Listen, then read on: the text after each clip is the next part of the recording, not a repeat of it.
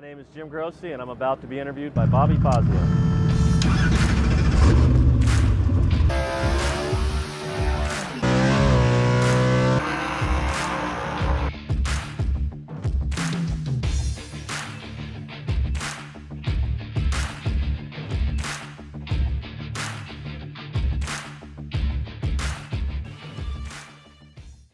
All right, we're here in Pomona 2023, the Fairgrounds In-N-Out Burger saved the day by giving us this race for the next 10 years, and I'm walking around looking at stock and super stock cars, checking out Jim Grossi's best appearing car from the Las Vegas Nationals. Here he is at Pomona, and we're going to talk to him for a little bit. So Jim, how you doing this weekend? Great, Bobby. How are you? Excellent. Can you just tell everybody where you come from? I come from Brentwood, California. I was actually raised down here in Southern California. When I grew up, from the time about being 10 years old, come to Pomona to watch Winter Nationals. It sounds great. Was your father a big-time racer as well? My dad and uncle both raced. Uncle Frank started racing in the mid-60s. You got a beautiful car here. Can you tell us how you acquired it? I bought this car from Dickie Ogles in Bowling Green, Kentucky, and he got the car from Sherwood Allen. It's been a race car for I don't know how long, and I really wanted to do a resto mod type Corvette, and this is the car I ended up with. Now you are driving a 69 Corvette here, but it doesn't have a 427 or such from 1969. It's a factory GTB car, so what engine combination are you running? I'm running a 2012 Copo 427 out of a Camaro. I just thought it would be really cool to still keep a 427 in a 69 Corvette, but be new style. That is awesome. So in factory GTB, with that 427, this more modern day 427, what is that advertised and rated at? It's rated at 425 horsepower. So then what does that make your minimum weight? 2935. And the index for the 920. How you've been running so far this weekend? Been running pretty good. It's really more of a C car, but I put it in B so that I can run it all out. And it's been doing well for me. It leaves nice and consistent, and almost went 154 today.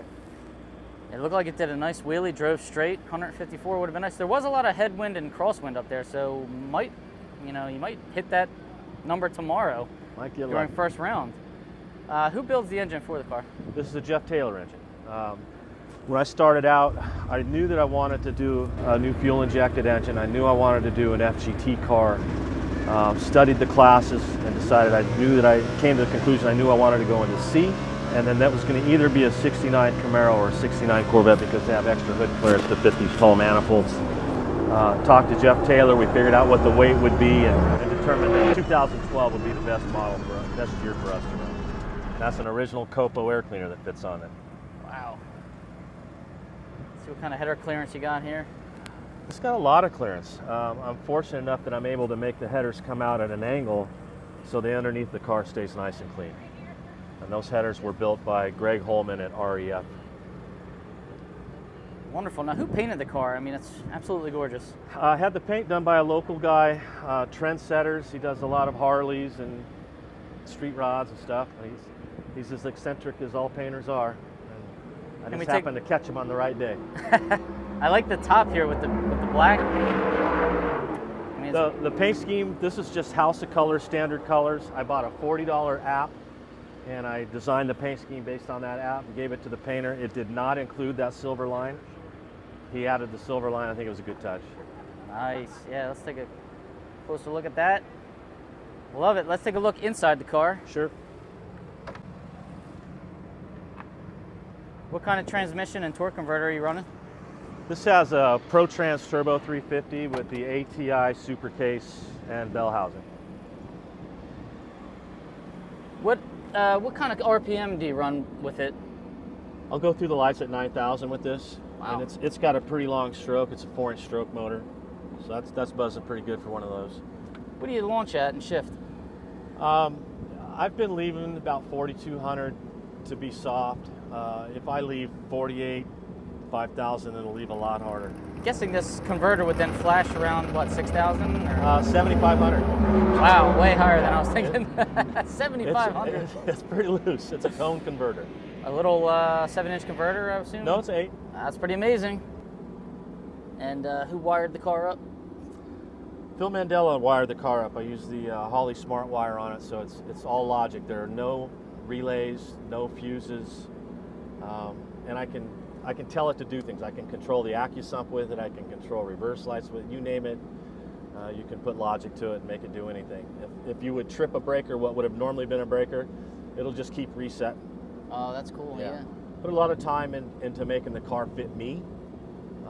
Lowered that roll bar over there, moved it out, moved the door panel out, put a shorter, we actually shortened the factory steering column, put everything within reach, left my air shifter bottle there where I could see the gauge, even put an armrest with a trans brake kind of mounted sideways, so when I let go of the trans brake, I'm just doing one motion. I'm not using any of the muscles in my arm, just my wrist. Oh, that's pretty smart. You even have a dome light in it, Bobby.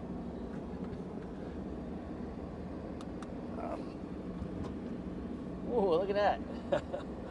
The map light. Yeah. Nice. Hopefully I go late round sometime and need that. Yeah, nighttime racing. What kind of rear do you run in the car? It's got a Ford rear end in it and an Indy Gear center section. Just had Wayne at Indy Gear did the super light center section. The whole center section is 50 pounds. Wow. Yoke included. What kind of gear ratio? This is a 529. I should actually be closer to a 5.0. I had to go to a tall tire here to cover it up. Normally I run a much shorter tire. Is it buzzing a little more RPM than I guess Vegas? Yeah, I was going through at 9 in Vegas with the short tire, and I'm going through 88 here with this tall tire. It's close to a 104 rollout. That is a big tire. What is that? It's a big Goodyear radial. Oof. 1432 or 33? It's a 1430 or a 14 and a half 33, I think. Yeah.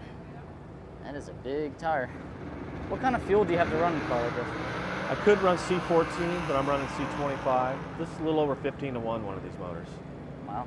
That's the expensive juice. Yeah, you know, but we're out here. What's not expensive out here, Right? right? So a couple of bucks a gallon. All right. And that is VP raised fuels there. Have you tried any of the other fuels before settling on that? No, I haven't. Now, do you tune the car yourself with the Holley system? Or? I do. It's really simple. I've had a few good teachers. What I like about it is you can plug in the air-fuel ratio you want, and it's not like a carburetor where you look at it, it's all over, and you're trying to chase it. You plug in a number, and here's your target, and it's just a buzz along that line. And so, you go to altitude or you go to a good track, whatever, it's always where you want it, and you can just pick numbers, whatever you want. Right, because it'll It's pretty fix repeatable. that. It stays in a narrow range. I think it's much narrower. Darren's got a 64 Fury with the max wedge in it, and his ET varied almost twice as much coming from Vegas to here as mine did. That's cool. So I'm guessing you're running it in a closed loop correction type of setting? Yeah, got to go into closed loop at 5,000 RPM. So I never, it's never above 5,000 in the trans brake. So when I'm on the trans brake or lower, I'm in, open loop, if you will. And then as soon as I let go and it buzzes up, it'll go into closed loop. Cool. Is that in a speed density setting or an alpha N? I've got a combo setting. So I'm alpha N down low, and I go to speed density up high. I like got all that. the sensors in the manifold. That's a great feature to have. Yeah, it's fun. It's cool. Cool. All right. That's the whole reason of doing it. Yeah, right. Well, and I wanted a cool car. I got tired of, I used to have a 95 Achieva, and I loved it. I thought it was beautiful. I detailed it. It was a fast car. I was right at a second under. I'd qualify up high. We'd be in the pits. People come, they'd look at Darren's car, they'd look at Santi's car, they'd glance at mine and leave. And I just got tired of that. Right? And Santi retired recently, and he was looking at buying a new car. I said, why would you get a new car? Your car's cool. He says, well, I want something really cool for my last 10 years. And I saw enough people just leave the pits. I thought, I want a cool car too. So that's what I did. Well, you made a phenomenal choice here, I must say. Nothing against the Oldsmobile Achieva, but that's what my friend's parents used to drive back in high school, right? This is a car right here. This is a hashtag the car show type car, and we're glad that you're in it, and we're glad that you spent some time with us this weekend, and we wish you luck. First round tomorrow. Do you know you have to race yet? No, I don't. All right. Well, we'll just play it by ear then, or you check it out tonight on the qualifying sheet. But either or, good luck to you, and thanks for joining us. Thanks, Bobby.